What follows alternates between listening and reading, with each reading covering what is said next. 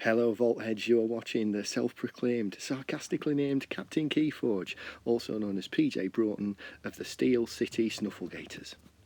And this is my video of KOTE round 4. You may be wondering what happened to round 3. There was no round 3 video because we got a bye. Okay, so we're going straight on to round 4. This is the deck I'll be playing against in round 4. The Redacted is probably the biggest worry for me. If that goes down on the first or second logo's turn, I've got absolutely no artifact control. That's going to be worth a free key. Amber control is mainly within the Mars with the Resonator and the Hypnotic Command and the Mind Warper. So I'm basically looking at the Mars creatures as well, especially with the Total Recall, and thinking Mars creatures must go, and they must go quickly. Other than that, there's not a lot that's going to trouble me for Amber control. There's a little bit in Shadows, but it's not bad, it's just not great. And Cutthroat Research is not a card I'm ever particularly thrilled to see. There's some good creatures in there though. I'm a fan of Hexbian. A lot of people are fans of Igors. Archimedes is good as well. So there's going to be some good archiving. I mean, again, the creatures in Mars, the Harvester, if you can get it next to a Mars creature, the Resonator, the Mind Warper, there's some good stuff there. So it's going to be an interesting deck. I've just got to get rid of the Mars creatures and hope that my opponent doesn't get the Redacted out early. Will say this, I was having a bit of a nightmare with the Crucible on this one. You see me mulligan here, and to be honest, I didn't even intend to actually mulligan. So we've mulliganed by accident, and we've mulliganed into a TMTP, which isn't great, but the Pound and the Cowfine could be alright. That's not horrendous. Might actually be able to get me off to a good start with that. Also as well, you will see that there were issues with the clock.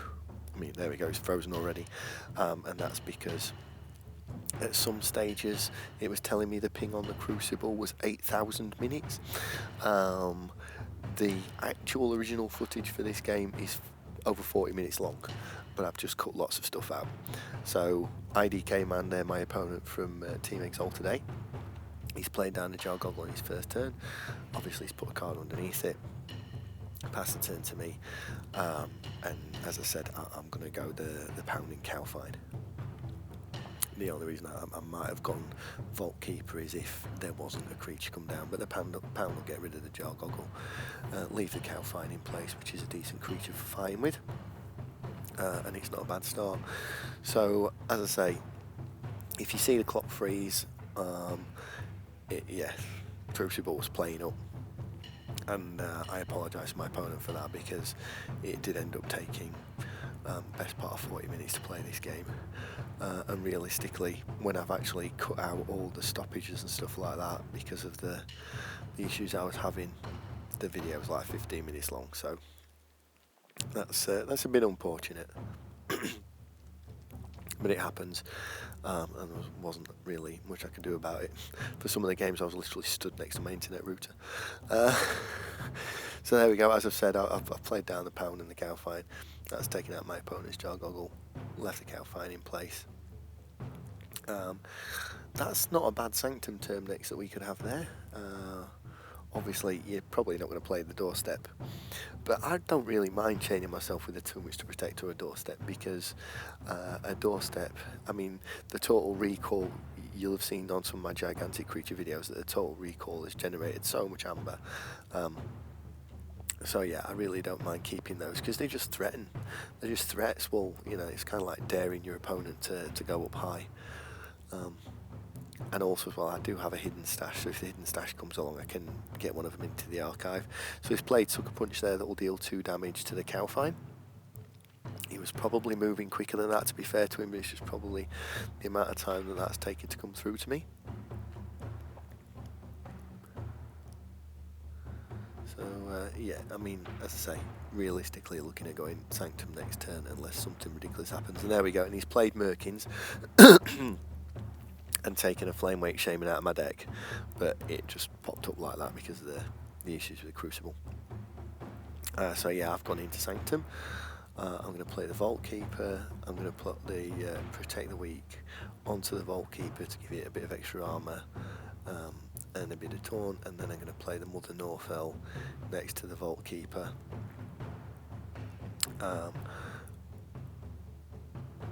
And yeah, that'll do it. Although, to be fair, while I like the Mother Norfell Reef ability, it's very good, there's not actually that much in this deck that's going to capture Amber and put it onto creatures. So it's a great Reap ability, just it's one of those that you sort of look at the Reap ability in this deck and go, in this deck it's not really actually that important or anything that you're going to be particularly distressed about losing. I mean, it's move 1 from a friendly creature. It'd probably be more use against Worlds Collide and Mass Mutation, where maybe they're putting Amber onto my creature that's not captured, things like Hedonistic Intent and stuff like that, or an Exile if they capture, or Exalt and then exile a creature to me, things like that. So yeah, going pretty even at the moment. My opponent's gone into logos.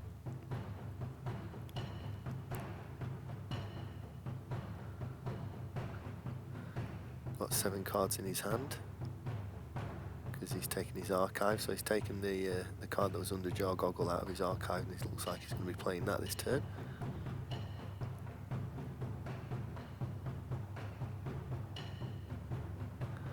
There we go. So he's played a Hexbian, and then he's played an Entropic Swirl.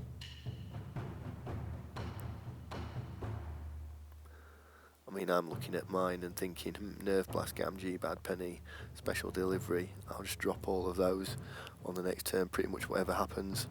And then he's played a Standardized Testing as well, which has got rid of everything. I think it was Standardized Testing. It was one of the logos board-wise.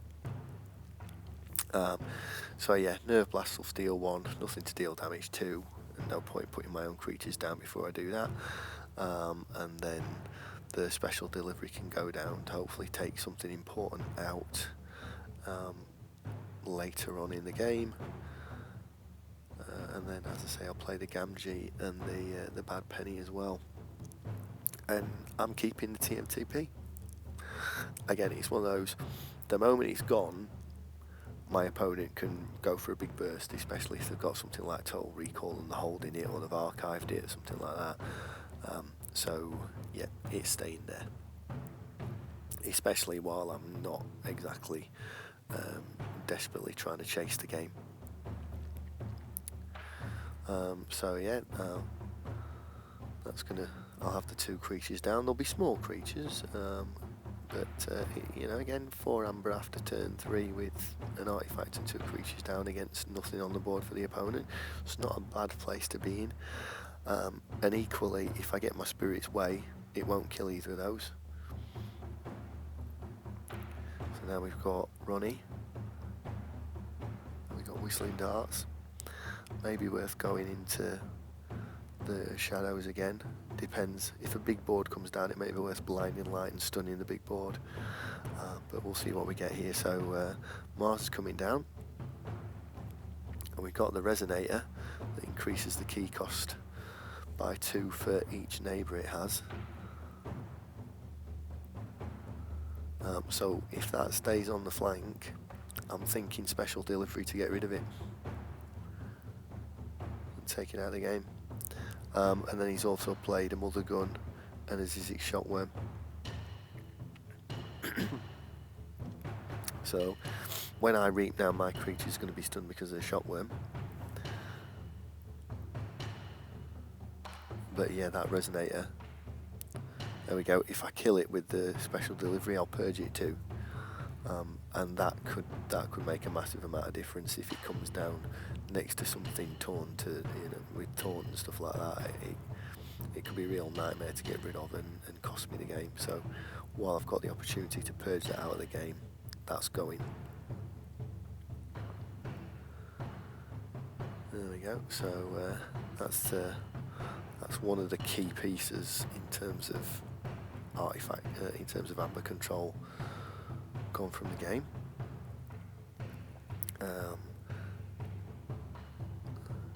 I think we'll just be reaping with the 2 creatures that are down there. It's a shame about stunning them, but it's not the end of the world. Just trying to get ahead, put pressure on, get to check, and get to a good check as well. I mean, the Mind Warper's not down, so if I get to 7, the Cutthroat's not going to work. The Mind Warper's not in play. I think the only thing he's got for me is the Hypnotic Command. If I play the Ronnie and put myself on the 7. So yeah, that's a good position to forge a key.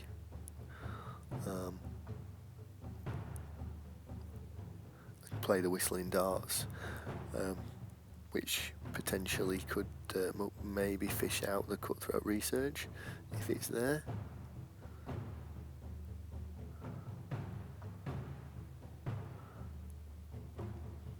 If this deck had a cleansing wave, that'd be quite handy. But yeah, again, I don't see the point in chaining myself, and I don't particularly much see the point in discarding it, because yes, there is a Cutthroat Research and it could trigger that, but we're quite early on at turn 4. He may not have it yet.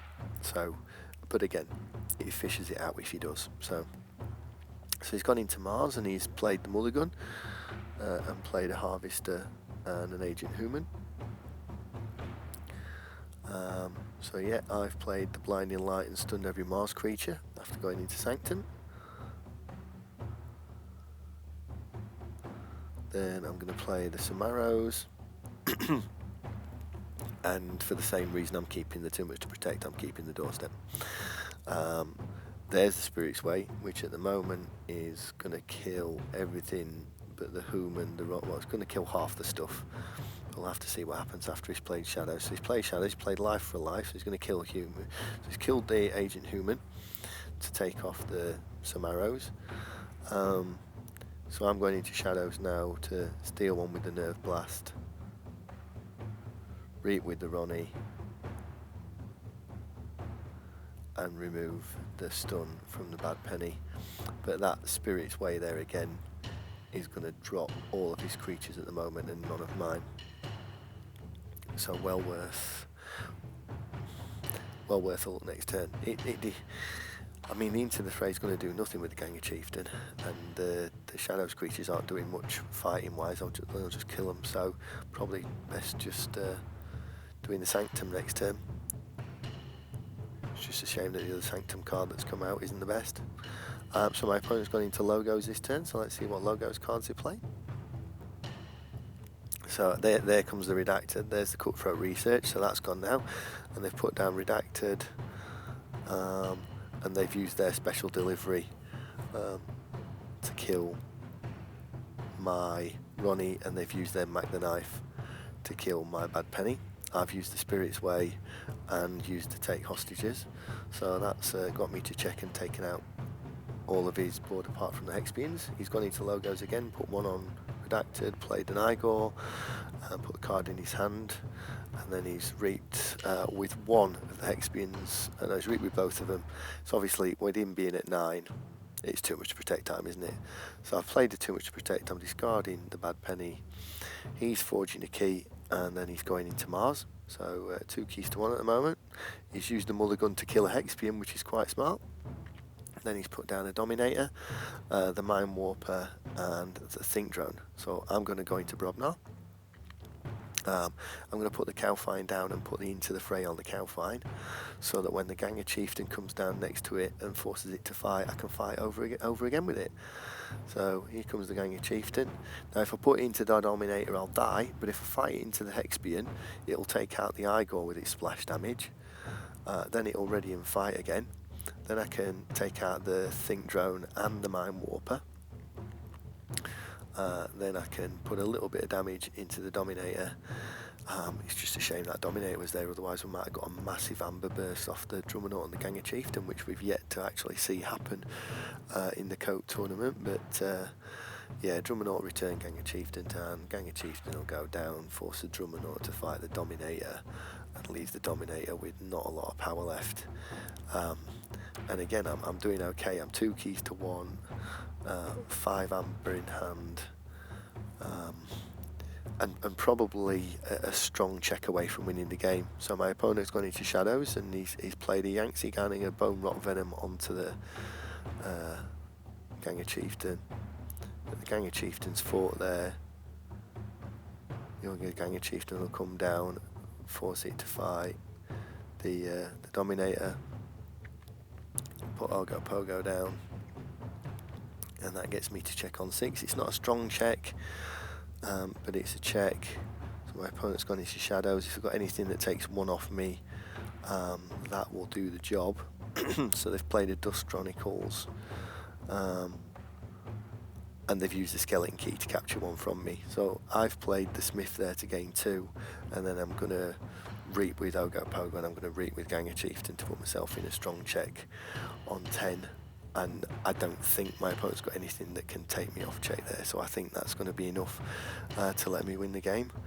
And yeah, and it is, and that's the game. So as you can see, I got the win there. I was the Age of Ascension player. As a team, the Worlds Collide player unfortunately didn't win his match, but the Mass Mutation player did, so that's 2-1 to the team. And we win this round, and as well thanks to a cheeky bye win in the last round, we're now as a team 2-2. I'm not entirely sure if there is a round 5 or not this time. If there is a round 5, I'll be bringing it to you next week. If not, this will be the end of KOTE 6. Thanks for watching, so feel free to like and subscribe. I love comments and criticism, so please feel free to leave those. I'll hope to see you next time, but until then, may the Forge be with you.